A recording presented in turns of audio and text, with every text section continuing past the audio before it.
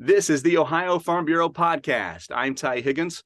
It's a pretty unique situation we have in Columbus with the Ohio State University and just north of downtown, Waterman Farm, a living, working, and breathing farm right there on the campus of the Ohio State University. The director of Waterman joining us this week on the podcast, Dewey Mann. Dewey, great to see you, my friend. Hey, Ty, good to be with you. Talk about the importance of having something like Waterman right here in Columbus on campus to add to the college experience for the kids wanting to learn more about agriculture.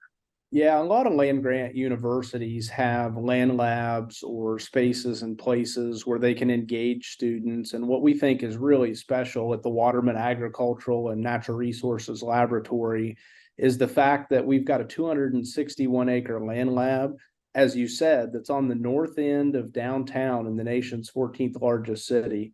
And being part of a major institution like the Ohio State University makes it such a special asset for the College of Food, Ag, Environmental Sciences. It also makes it pretty valuable land. There's development going on just to the west of campus. Campus itself is expanding and looking for new ways and new places to put buildings to help advance its overall mission. Why is that emphasis being put on Waterman to keep it as it is and expand it and make it look a lot more advanced than it is now? That's exactly right. Is change is hard, is when you see old barns going down, and it's part of the vision, it's part of the master plan of how do you build a comprehensive university, right? We're this huge city. So how do you start bringing together these different disciplines? Well, you do it with modern facilities, right? You make it a destination, you make it a place. And yeah, we're going to talk a lot about the Columbus campus, but as you well know, Ty, and I think many of your listeners, that the college is one college with three locations. We've got the Columbus campus, we've got the Worcester campus, and then what we refer to as the statewide campus. Waterman is this physical place and such a special location, but it's also a way for us to engage people. You alluded to the current students, the people that are here.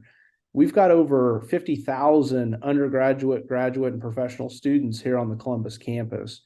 So we've got this amazing audience already here. But it's also an opportunity for us to engage other stakeholders. It's an opportunity for us to showcase the work that our scientists are doing that impacts Ohioans across the state, whether that be water quality, food security, or various production practices. People are curious. And so transitioning this from being a place to do research to being able to really fulfill our triple mission of teaching with those students that are here currently. It's also the research, the discovery, the innovation, preparing those future scientists and leaders. And then it's what we refer to as that extension and outreach piece of getting that information out to the general public. And you know, being in food systems, people are literally hungry for information. They want to know where their food comes from.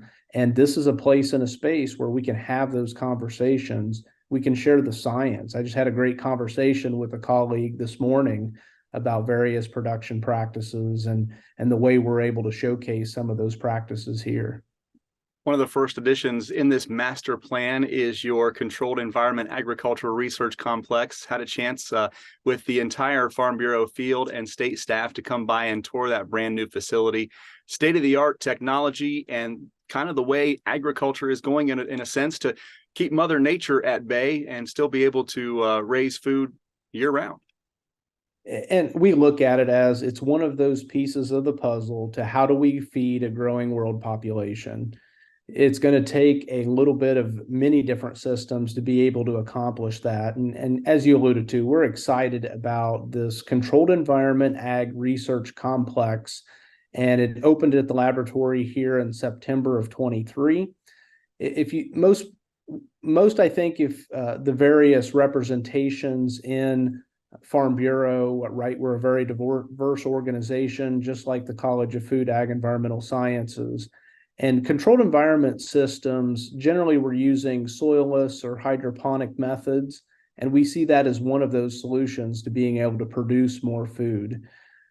What's really fascinating about this facility is we have already, as a college, generated $10 million in funding that have been secured by our scientists as a way to utilize this new complex.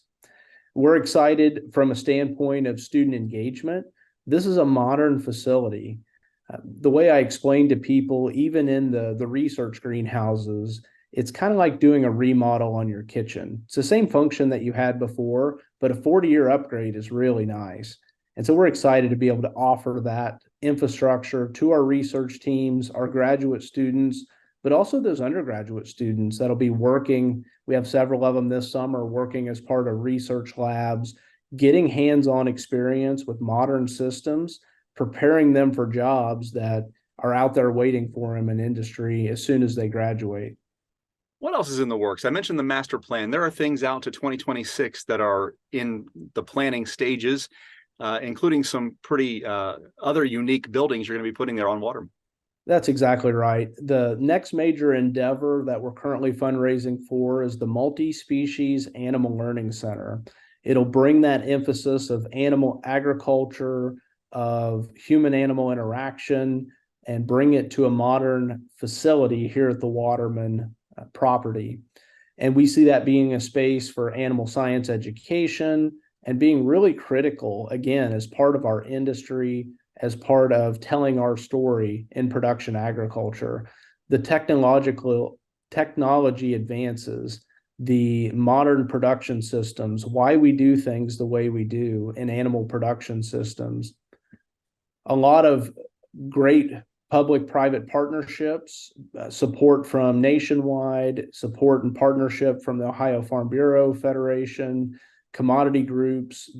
We are committed and partnering and laser focused to improve and modernize animal learning opportunities. We need our students to be prepared for the workforce of tomorrow. When I started teaching at Ohio State, I thought a lot about these young people we're preparing for careers either directly in production or in these support industries. We're preparing them for technologies that don't exist. So we need problem solvers. We need people that can come in, evaluate, adapt, just like the duct tape and baling wire analogy. We need those mindsets to think about how we take the sensory, take these controls, and implement them into these systems. So another really, one of these facilities by themselves would be amazing, but now you start thinking about it as a network or a system. We are really focused on Waterman being a destination. Students are going to want to come here to engage, to learn, take advantage of the opportunities that are here in front of them. Definitely some exciting pieces about hands-on learning, public events, extension programming, and what we would call learning across the lifespan.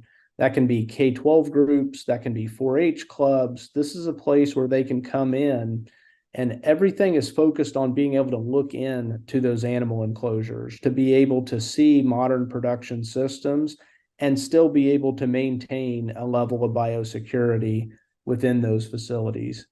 All of these enhancements is because agriculture has changed so much over the last generation too.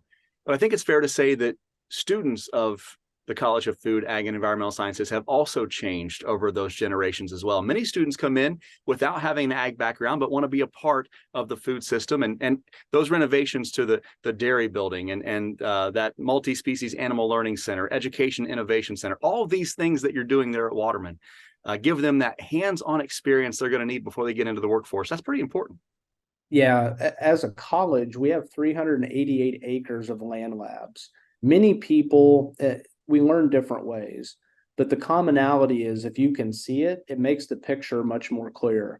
And that's at our wetlands facility. That's at our Chadwick Arboretum. That's here at Waterman. It's all part of this big network of learning and engagement. When we bring in freshman students, those that have transitioned and transferred in, I say a lot of what we do is cheating because it's fun. We can teach science through the orchard as an example that makes it very tangible, very easy to understand, and they just get it. It's fun, it's exciting. It's that commonality with food is such a passionate area for a lot of people. Environmental stewardship, right? All of those big ticket items, those are things that our scientists are working on. We can go look at these different things. We can talk about the pros and the cons of these different systems. And it's just fun to engage young people in that way. Big ideas, big innovations, all coming from The Ohio State University. Dewey Mann is manager of Waterman Farms. They're just north of campus. Great to see you, and really appreciate you taking time to visit with us about all the exciting things going on there on campus. Appreciate it. Thanks, Ty. Good to spend some time with you. Since 1919, Ohio Farm Bureau has been working for you, advocating for farm families, for Ohio agriculture, and our local communities. From the State House in Columbus, all the way to Washington, D.C., Ohio Farm Bureau is feeding your need for new ideas. As we look towards the future and the changes coming along with it, one thing will never change: our mission. Working together for Ohio farmers to advance agriculture and strengthen our communities. Learn more and become a member today at ohiofarmbureau.org. Find out how Nationwide Agribusiness can help you grow your business. Get to know the people with the experience and knowledge to help you. Whether you are looking to protect your farm or ranch from the ground up, or need someone who understands your changing commercial ag needs. Find out how to better manage the risks of your ag business, or how quickly you can get back to business. Learn how you can protect your next with Nationwide on your side. Welcome back to the Ohio Farm Bureau podcast. I'm Ty Higgins. In 2023, Farm Credit Mid-America will distribute $230 million to eligible customers through the Patronage program, the largest amount ever distributed in the organization's history. It's the seventh year they've returned a share of earnings to their customers, bringing the total amount returned in that time to over $1 billion. Scott LaGuire is Regional Vice President of Agricultural Lending with Farm Credit Mid-America. Scott, great to see you. Hey, thanks for having me, Ty. Appreciate you having me on the show. So what is Patronage and why is everyone so excited about it? Yeah, so very simply put, patronage is just the capital that a cooperative returns back to its customers. And so, as you mentioned, 2023, we returned the most that we've ever given back to our customers in the 7 years that we've been participating, and we're really excited to do that. We cover a geographical area of Ohio, Indiana, Kentucky, and Tennessee. And of that 230 million, 60 million of it came right back here to Ohio. And so that's really exciting stuff. The cooperative structure really sets us apart from other lenders, in our opinion, and it allows us to not just share money back to a small group of investors, but rather everybody that does business with us. And so that's what really gets us going. Our customers really appreciate it. The program started off, in 2016, and the amount in that year was 28 million. And so I can remember making those farm visits. I'm new to this role, but not new to farm credit. And so the farm visits in 2016 were kind of little, some funny looks at me and questions whether, do I need to pay this back? What's the catch? But when you fast forward 7 years later, there's a real appreciation to those visits, and we can see that we're making an impact to those operations, and that's what really excites us. Hey, let's talk about that. What are some of the ways that Patronage returns benefits to customers and Farm Credit Mid-America?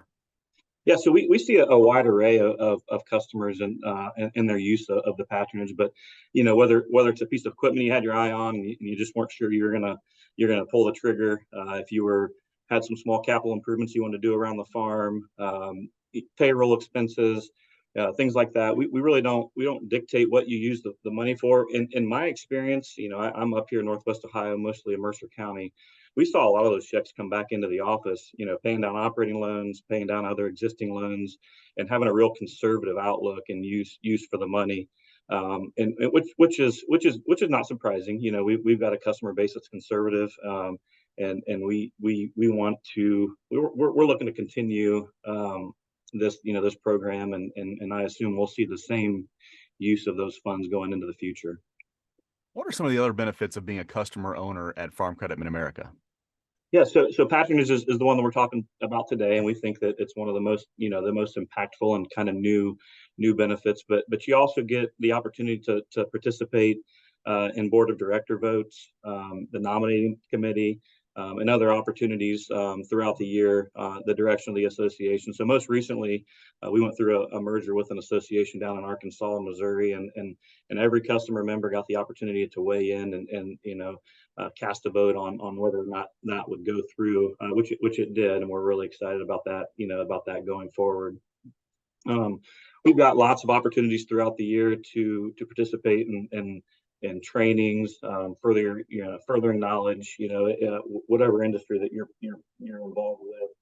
We've got a growing forward program where we bring people in and we talk about their financials and kind of economics, hedging, grain marketing. So there's a lot of opportunities throughout the year that the customers can deepen their knowledge in their field. Where can someone go to learn more about Farm Credit Mid-America and the Patronage program? Yes, if you want to learn more, you can visit us on our website. It's fcma.com/patronage. You can call your local retail office, and if you don't know that number, you can dial 1-800-444-FARM, and that'll patch you through to the closest office that you're at. Scott LaGuire, Regional Vice President of Agricultural Lending, joining us on the Ohio Farm Bureau podcast about their Patronage program. Over $1 billion given back over the last 7 years to their farmer members. Thank you so much, Scott. Hey, thanks for having me, Ty.